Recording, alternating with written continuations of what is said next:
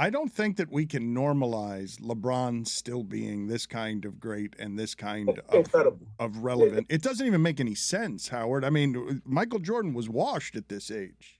Yeah, you know what's amazing about LeBron? To me, I didn't even know this, but he's in the top 10 of like virtually every offensive category. It's incredible, like how much he's at 38 at this stage when you're breaking records. When you're breaking records, like when you think about Hank Aaron breaking the all-time home run record, he's 40 years old. He can barely move. He's not an athlete. When you're looking, even Kareem, in '84 when he broke the record, against Utah, Kareem wasn't the number one or the number two option in the offense. Even back then, it was Magic worthy, and of course, you had a moment where Kareem could take over in a short series. LeBron James can still on any night be the best player in the NBA after 20 years. And that's I don't think anyone's ever been able to say that. However, I sent Mike Shore a text the other day. Did you know that LeBron James is 193rd all time in offensive rebounds? Russell Westbrook has more offensive rebounds than LeBron. Stats are wild. I would have never ever thought that. He did credit you for his stat of the day, which seemed stolen and lazy for the Meadowlark media hierarchy to be, he's an intern here. He's doing the stat of the day, and he's going to Howard Bryant to get his stats. It's lazy. Did he use that one? Yes. Oh, that's great. Right. I love that. Right. However, the real fun with Mike is our mutual hatred of the Miami Heat. But I have respect for the Heat. He hates them, like loathes them. And like, I'll get a text if the Heat win a game by under 5 points. It's like luckiest team. No, he's the worst. I mean, wow, he's how spreading many people this. Does he text he about is this? Spreading this Not me, hatred apparently. all over America.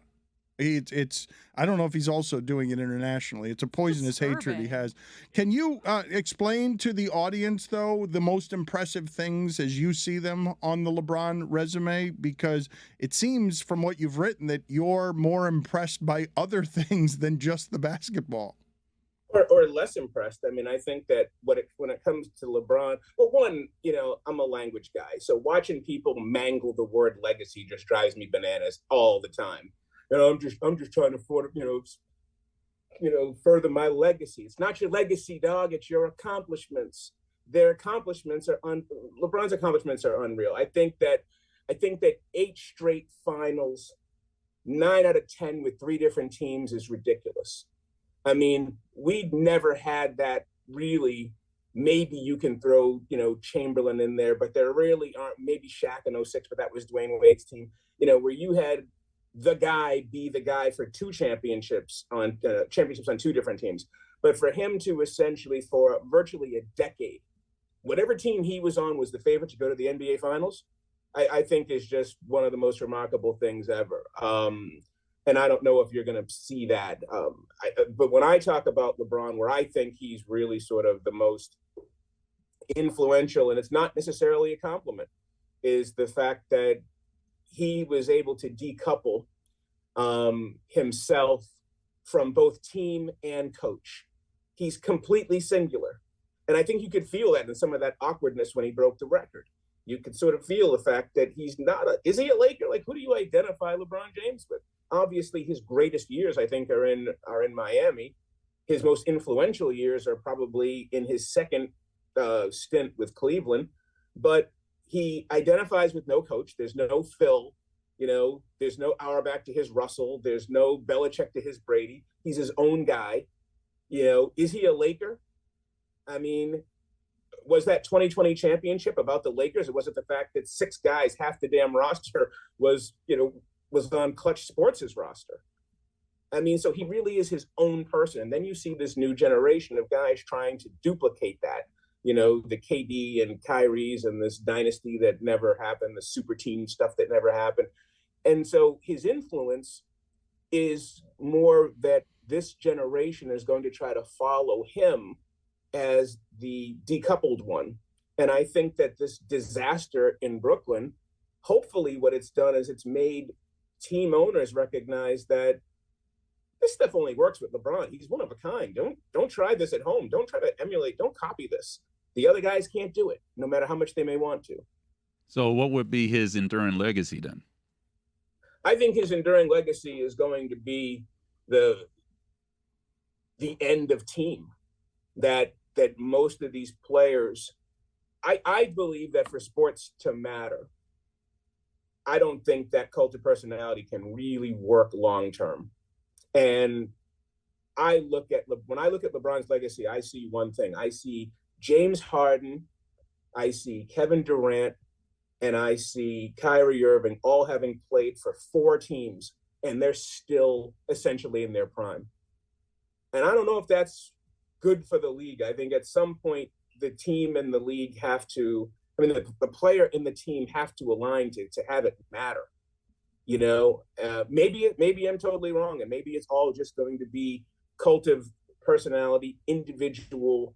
But can you really watch? Can the game succeed without having tentpole teams? So then how do you measure the significance of a player? Because if LeBron is completely untethered, he is sort of a singular figure in that you just say his name and it conjures all these things. But I've kind of mentioned that, like, Kevin Durant, I think, is embarked on one of the worst possible versions of his career, just purely on the basis of bouncing from place to place. And in theory, he should be viewed as one of the great figures of all time. And he will still be viewed as one of the great basketball players of all time, but not in this incredible significance. He's just sort of, I think, going to come and go probably more than he should have. Well, the message that has been sent since 2003, especially, you got to remember that LeBron, when he comes into the league, he's already loaded. He's got a $90 million contract with Nike before he makes his first shot. And so this whole idea of empire, this whole idea of more than an athlete, more than a vote, that everything is going to be branded through him. The propaganda of LeBron James, the fact that he's a guy who has his own production company, that he barely does any interviews unless he actually owns the airwave or has an equity stake in the airwaves that he's doing the interviews on, that sending that message that this is the pathway is, I think it's pretty dangerous. I think it's propaganda, and I think it's not really going to serve folks very well. And when you look at someone like Durant, we would identify with Durant so differently if he had identified with one team. But maybe this whole thing was BS all along, and that the teams that had so much power, eventually it was going to tilt completely in the other direction. What are you doing? Hanging on to old man sentiment? Do you think the last 15 years have actually been bad for basketball in terms of interest? Well, no, I don't. And I think part of the reason is because LeBron is that damn good. That's what I'm saying. Other people can't duplicate him. And I think you also have something else. And I don't think it's being an old man at all. I think you have the Warriors. The Warriors are extremely current. They are the dynasty, and they do it in the old school way. Steph and Clay and Draymond, they live with the Warriors. As the Warriors have gone as a franchise, so have they as players. Is Steph Curry the same guy we're talking about if he's played for 4 teams right now? I think that identification really does sort of matter. But maybe it doesn't. Like I said, maybe it so turns out that the way that a new generation is going to watch basketball is going to be without teams, that the teams, the Brooklyn Nets, Dan, went from a team you cared about to they just went back to mediocre. It's like it never happened. When you, as a viewer, do you require that identification? Do you guys require that identification? Because if you don't, I cared about the Nets more the last couple of seasons than I cared about them when they were making the finals with Richard Jefferson and Vince Carter, or any incarnation of the Nets. Actually, I found them more interesting. That doesn't make it necessarily something that's popular, but I don't think polarization or having people like Kyrie Irving not have an affiliation hurts their star power very much. They might not get commercials, really, but Kyrie Irving is about as famous as Steph Curry somehow. Yeah, but when you assess their careers, are you going to put them in the same category?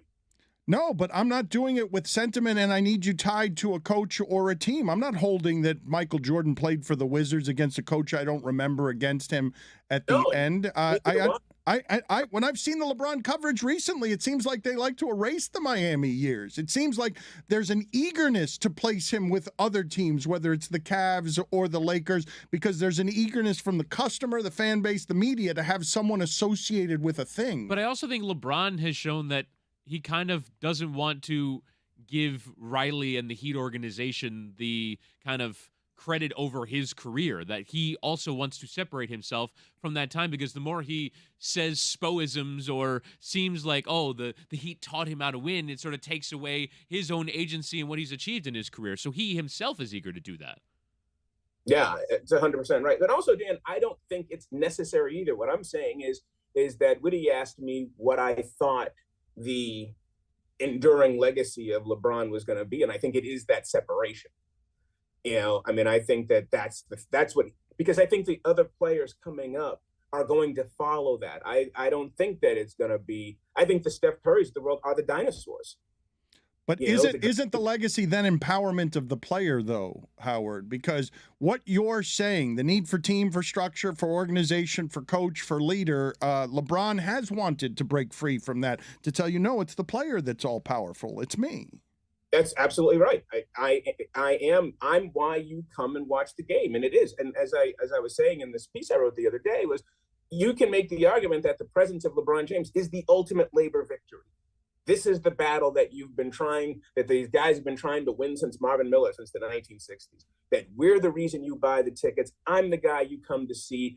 The name on the back of the jersey is way more important than the name on the front. And you're right. You know, there was a lot of discussion back in December that Kyrie Irving would have nowhere to go, that his career was over. Kyrie Irving is as valuable now as he was when he was leaving Cleveland. I mean, it is the talent trap. He's that good. They do have that much star power. My question, when I see that, though, when you look at these guys, is similar to what we were just talking about, is how are you going to view these guys long term? When it's all said and done, does Kevin Durant pay a price in your mind for being identified with no one, even though he's got what? Durant's got what, 2 titles?